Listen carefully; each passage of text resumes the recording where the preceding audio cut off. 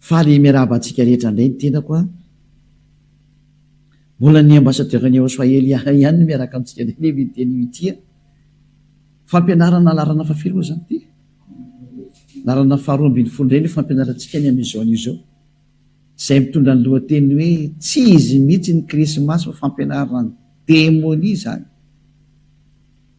ho avy mihitsy moa zao ny krismasy zay mandeha maneran-tany ny fankalazana an'izany dia anomenao indray ny fanaporofona fa io ataonao dia tena manaporofo fa tena avy any amin'ny devoly ianao ary zanaka devoly ny zanaka devoly rehetra dia mbola manao an'io ary izy tsy te halala fa zay voalahatra kosa ny amin'ny fiainana tsy mety manao an'io intsony ary izay no mampiariary ny olona tena mitady an'Andriamanitra marina sy ny tsy mitady azy araora ny fampianarana tsy izy mihitsy ny krismasy fa tena fampianarany devoly mihitsy ny fampianarany démonie nefa nareo zao dia hanao krismasy zany ny porofo fa tena olona mpiady mpanohitra ny dada iavana reo sy ahosoa menara ny porofo voalohany aloha ny krismasy dia voalaza fa teraka zany zanak'Andriamanitra zany zay aloha fa samy many anara moa fa nareo fa tsy izy ilay Jesosy dia imba dia fa tsy izy mpampanotana-reo iny dia fa anareo raha mbola hipetraka ihany nareo araka amin'ny boky any am-pelantanareo azo nareo vakiana Korinthianina voalohany tena voalohany izy iny décor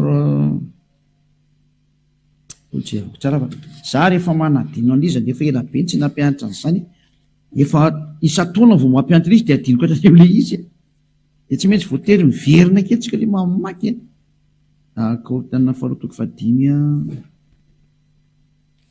andiny toko fahina moa izy teo iny alizy riry Korinthianina fahafiry andininy fahaenina ambin'ny folo sy ny fahafito ambin'ny folo izay Korinthianina faharoa toko fahadimy andininy fahaenina ambin'ny folo sy ny fahafito ambin'ny folo voilà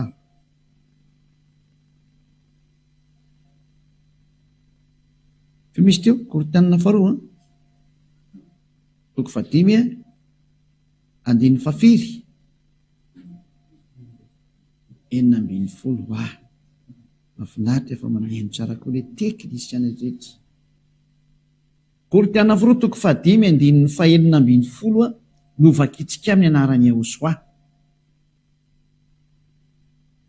koa dia tsy mahalala olona araka ny nofo intsony izahay ny apôstôly moa zany dia efa nametraka mihitsy hoe tsy mahafantatra olona araka ny nofo intsony isika zany izay koa na dia nahalala ny Ahosoa araka ny nofo azy izahay dia tsy araka izany tsony no alalana anazy ankehitriny zany hoe tsy azo fantarina amin'izany nofo izany tsony izy ry mpiaino malala tsy azo fantarina amin'izy nofo izy ka tamin'izy teraka dia teraka tao amin'ny nofo zay naka nofo izy dia tsy azo atao zany matsiaro an'iny fahalalana napetraka i Ahosoa tamin'ny lalan'ny apôstôly zany ka io Ahosoa io zanak'Andriamanitra zay taonareo anarana tsy izy io zanak'Andriamanitra zay teraka io dia ny lalàna dia miteny hoe tsy fantatra araka izany tsony izy zao vakitsika indray amin'ny baiboly anakaiky indray tsy fantarina araka izany tsony izy Korinthianina faharoa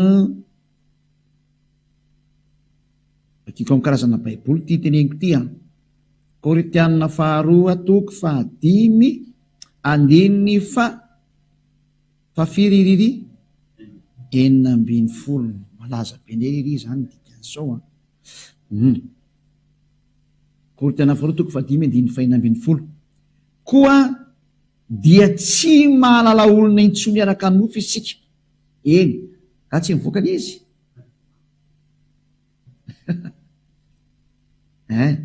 enina dia nafantatra ny Ahosoa araka ny nofo azy isika ankehitriny dia tsy fantatsika araka izany intsony izy tsy azo fantarina araka izany intsony Ahosoa io tsy azo fantarina intsony izy araka ny nofony ka i Ahosoa teraka iny dia teraka araka ny nofo izy ny dikany mazava tsy azo fantarina intsony zany dikan'izay tsy azo fantarina zany naterahany tsy azo ankalazaina satria iny nofo iny inona ny antony nofo tahiny zay no jerevantsika fa leo vakitsika amin'ny teny frantsay reo izy sao dia mba manafaingana koa ny fampalalanao anazy l izy a 2 Corinthiens chapitre 5 verset 16 voilà. Ainsi dès maintenant nous ne connaissons personne selon la chair. Tsy mahafantatry olo araka ny nofo tsony tsika, tsy haitsika tsony zany.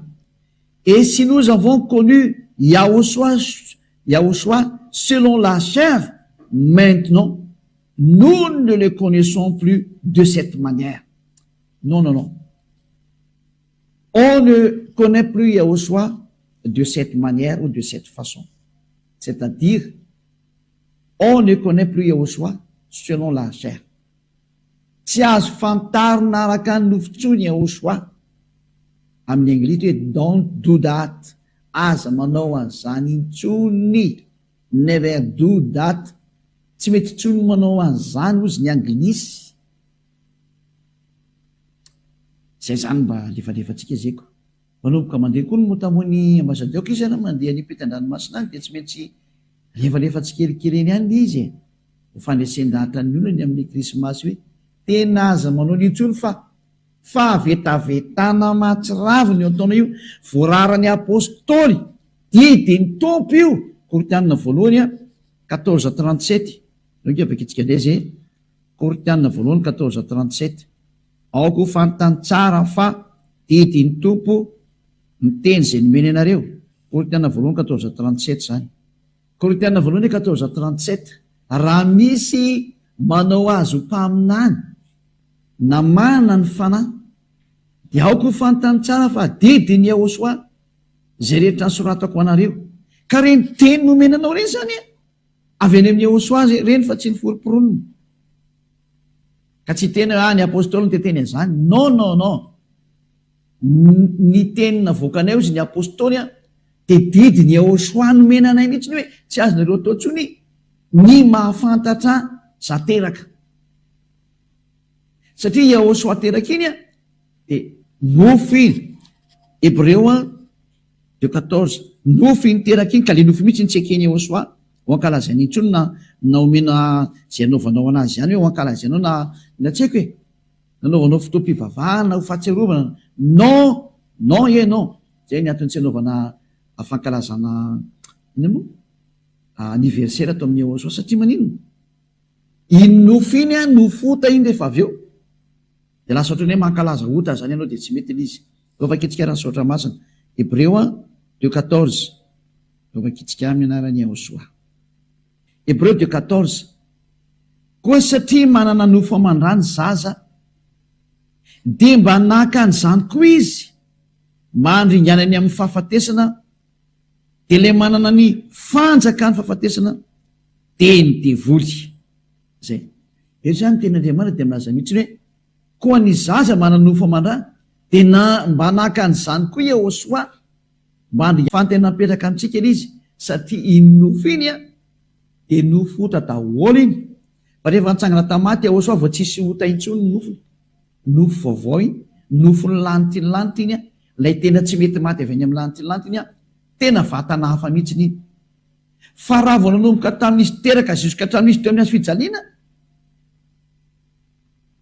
izy maty teo iny nofo ota daholo iny dia tsy azo ankalazaina.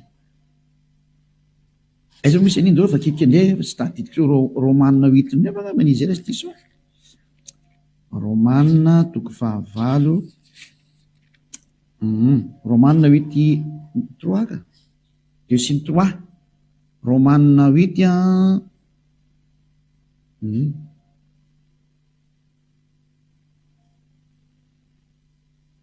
Romanina 8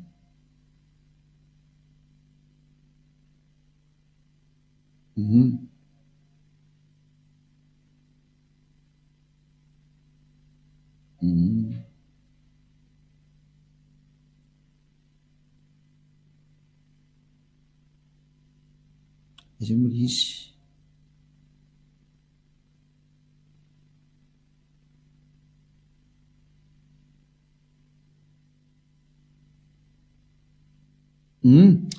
Romanina 9:7 no vakitsika dia toizatsika miandiny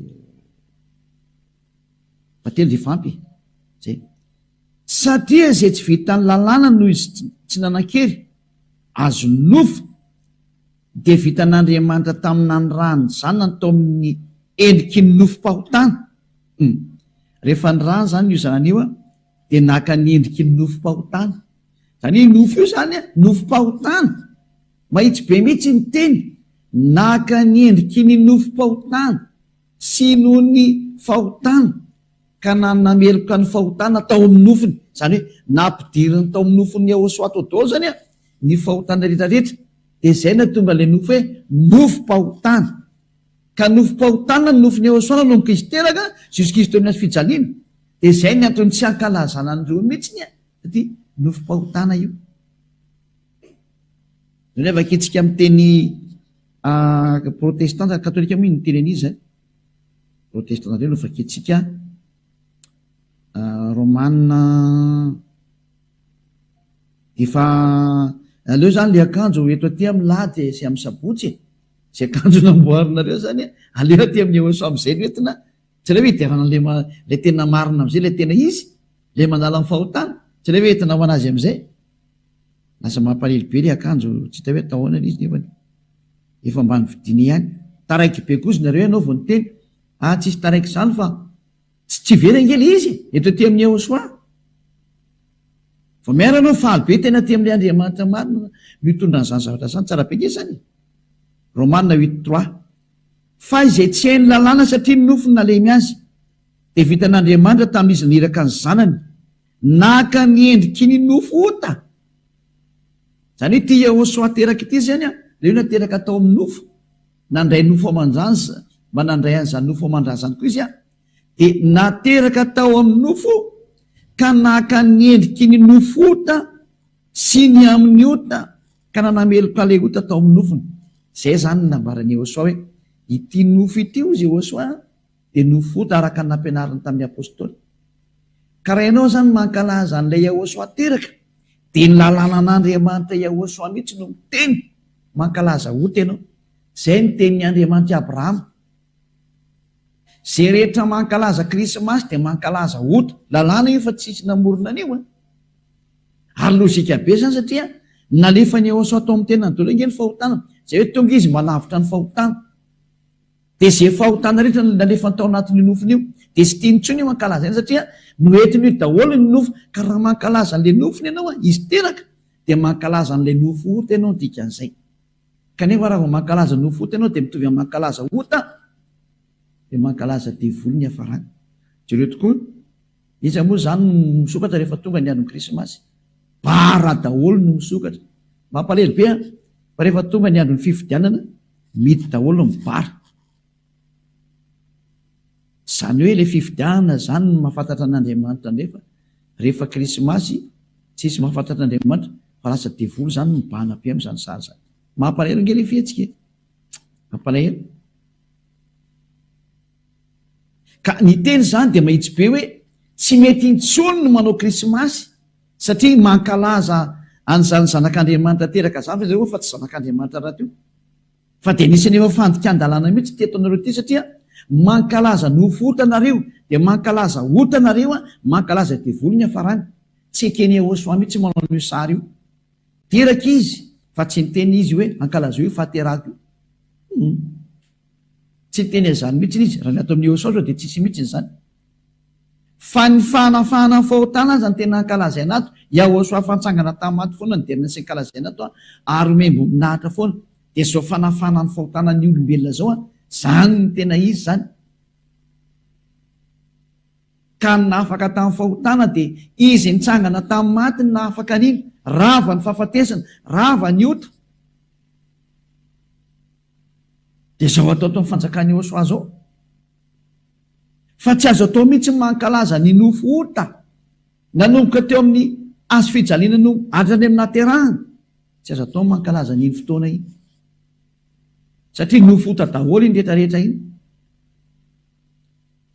zay de zay ny antony tsy azo atao ntsony ato amin'ny Jehosoa ny mankalaza ny verset satria nofo ota iny fa raha misy eo ankalazainao reo azy zay te ankalaza ary azo atao tsara mihitsy izy a ho famezam-boninahitra ny daday avasy Jehosoa no ny hafanafana anao atao amin'ny Jehosoa ny resahako dia ianao natao batisa. Ino ny vaninandro goavana ho anao iny?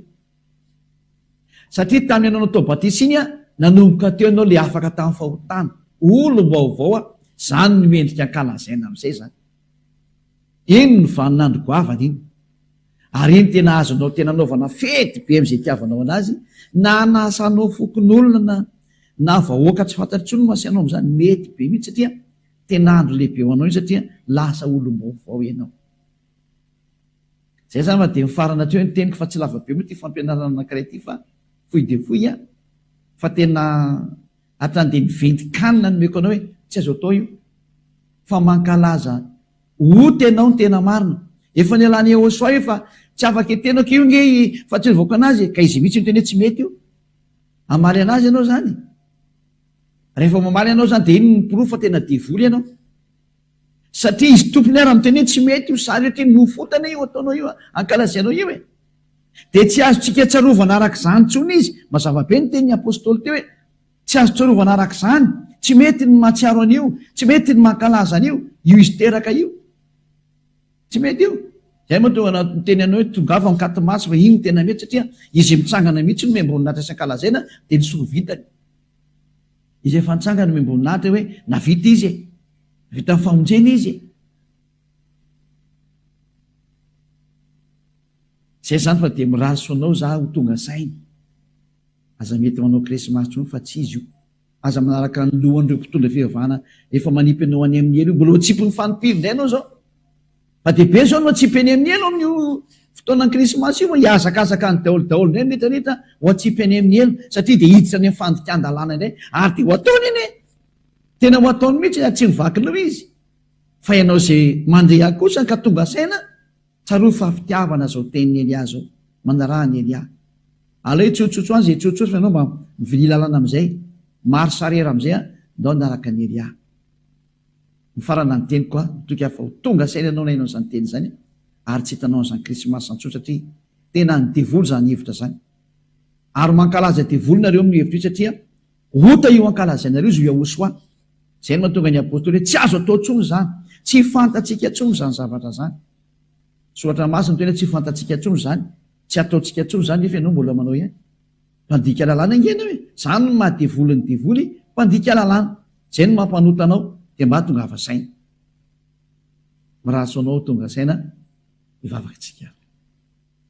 Sotra dada malay hafany amin'izany teny zany. Mba tena ho tonga saina tokoa nge ny olona mandeha zao fampianarana zao. Fa tena mampalahelo ny mahazo ny olombelona, tena voafitaka mihitsy.